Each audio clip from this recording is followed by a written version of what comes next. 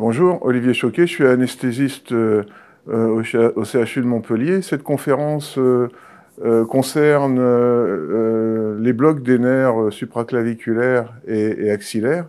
Ces deux nerfs sont destinés à l'innervation de l'épaule et ils sont proposés pour éviter la paralysie diaphragmatique, le bloc moteur du diaphragme lors de la chirurgie de l'épaule et prétendent donner une analgésie suffisante. Dans cette présentation, on s'intéresse d'abord à l'anatomie,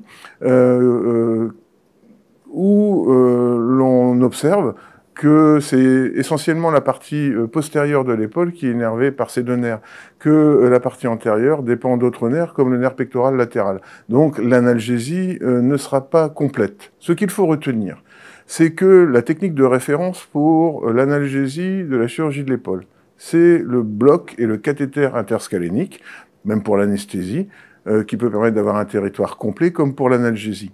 Que ces blocs sont des blocs qui vont améliorer la prise en charge de l'analgésie initiale pour une douzaine d'heures si on met un anesthésique local de longue durée d'action, mais que cette analgésie ne sera pas complète et qu'elle intéressera surtout la partie postérieure et que d'autres techniques devraient y être associées, comme par exemple un bloc des nerfs pectoral latéral, mais ces procédures n'ont pas été étudiées et que peut-être dans l'avenir, des techniques comme la neuromodulation sur un cathéter permettraient d'avoir une analgésie plus complète sans avoir les effets de paralysie phrénique. Je vous remercie.